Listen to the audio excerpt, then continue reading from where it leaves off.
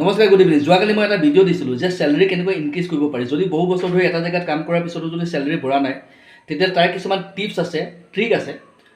তো সেই ভিডিঅ'টো দিয়াৰ পাছত কমচে কম 57টা ল'ৰাই আমালৈ ফোন কৰিছে। অলৰেডি বেলেগ বেলেগ জেগাত ইণ্টাৰভিউ, অলৰেডি বেলেগ জেগাত জব কৰি থকা ল'ৰা ছোৱালী।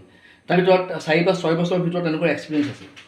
এতিয়া মই ভিডিঅ' মাধ্যমেৰে ক'ব বিচাৰোঁ, এটা উদাহৰণ দি মই বুজাওঁ। 2 বছৰ আগত এটা ল'ৰাই আমালৈ ফোন কৰিছিল, তেতিয়া তেওঁৰ চেলেৰি আছিল 16,000 টকা। সেই কোম্পানীটোত তেওঁ 5 বছৰ ধৰি কাম কৰিছে, 5 বছৰ তেওঁৰ চেলেৰি আছিল 16,000 টকা। যেতিয়া আমাৰ ওচৰত ৰেজিষ্টাৰ কৰিলে, কৰাৰ পিছত আমি তেওঁক কি কৰিলোঁ, বেলেগ এটা কোম্পানীত পঠিয়ালোঁ। ৰেজিষ্টাৰটো কৰিলে, কৰাৰ আমি 10 দিনমানৰ পাছতে বেলেগ এটা কোম্পানীত পঠিয়ালোঁ। 16,000টোৰ ওপৰত তেওঁ 30% আমি তেওঁক হাইক দিছোঁ। গৈ 21,000 মান টকা তেওঁৰ চেলেৰি হৈছে। 1 বছৰ তাত কাম কৰিলে। 1 বছৰৰ পাছত পুনৰ আমি নেক্সট এটা বেলেগ এটা কোম্পানীত পঠিয়ালোঁ। 21,000টোৰ ওপৰত পুনৰ 30% ইনক্ৰিমেণ্ট হয়, তেওঁ 27,000 মান টকা দৰমহা হ'ল। তো 27,000 টকা যেতিয়া দৰমহা পাইছে, তাত আকৌ 1 বছৰ কাম কৰিলে। 1 বছৰৰ পিছত আমি পুনৰ আকৌ বেলেগ এটা জেগাত আমি ইণ্টাৰভিউলৈ পঠিয়ালোঁ। 27,000টোৰ ওপৰত তেওঁৰ 30% ইনক্ৰিমেণ্ট হয়, 32-33,000 টকা তেওঁৰ দৰমহা হৈছে।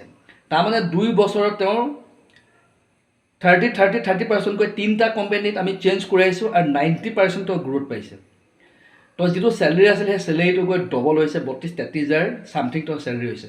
এইটো টেকনিক আৰু এইটো ধৰণে এজন কেণ্ডিডেটে নিজেও কেতিয়াও কৰাটো সম্ভৱ নহয়। কাৰণ আমাৰ ওচৰত ইমান ভেকেঞ্চিজ থাকে, বহু কোম্পানীৰ লগত যিহেতু আমাৰ টাইপ এগ্ৰিমেণ্ট আছে। তো সেইকাৰণে কোনো এটা কোম্পানীয়ে এক্সপিৰিয়েঞ্চ কেণ্ডিডেট এটাক ভালকৈ চেলেৰি দিবলৈ কেতিয়াও কুণ্ঠবোধ নকৰে। তেওঁলোকৰ কাৰণে কথাটো হৈছে যে কোম্পানীটো ল'ৰাটোৰ এক্সপিৰিয়েঞ্চ থাকিব লাগিব, ভাল কাম জানিব লাগিব। চেলেৰি যিটো পাই আছে তাতকৈ তেওঁলোকে গ্ৰ'থ দিবলৈ ৰেডি আছে। বহুত কোম্পানী আছে তেনেকুৱা, অলৰেডি আমি দিয়াই আছোঁ, কৰাই আছোঁ। কিন্তু ডাইৰেক্টলি এটা ল'ৰাই ক'ৰবাত কাম কৰি নিজে আকৌ বেলেগ এটা কোম্পানীত যোৱাটো সম্ভৱ নহয়। ইমান তেওঁ গম নাপায়, ইমানখিনি ইনফৰ্মেশ্যন পোৱা নাযায়। ইণ্টাৰভিউ কোনে চিডিউল কৰিব, কেতিয়া তেওঁ ইণ্টাৰভিউ দিবলৈ যাব, আপডেট কেনেকৈ ল'ব, কেতিয়াও সম্ভৱ নহয়। তো আমাৰ উদ্গতিৰ ফালৰ পৰা আমি মালিকৰ লগত এনি টাইম আমি কণ্টেক্টত থাকোঁ, HR লগত কণ্টেক্টত থকা যায়, চেলেৰি লৈ বাৰ্গেনিং কৰা যায়, ইণ্টাৰভিউ দি অহাৰ পিছত আপডেট লোৱা যায়, ল'ৰাটোৰ হৈ বহুতখিনি ৰেফাৰেঞ্চ দিয়া যায়, ৰেকমেণ্ডেশ্যন দিয়া যায়, বহুতখিনি কথা পতা যায়। তাৰপিছত কি হয়, ল'ৰাটো কোম্পানীয়ে চিলেক্ট কৰি জইনিং দিয়ে। ঠিক আছে, বহুতখিনি প্ৰচেছ আছে। এইটো প্ৰচেছৰ কাৰণে এটা ল'ৰাক, এটা কোম্পানীত কৰি থকা ল'ৰা এটাক বছৰ ধৰি যিটো চেলেৰিত কৰি আছে, সেই ল'ৰাটোক 2 বছৰ চেলেৰি ডবল কৰাব পাৰে উদ্গতিয়ে।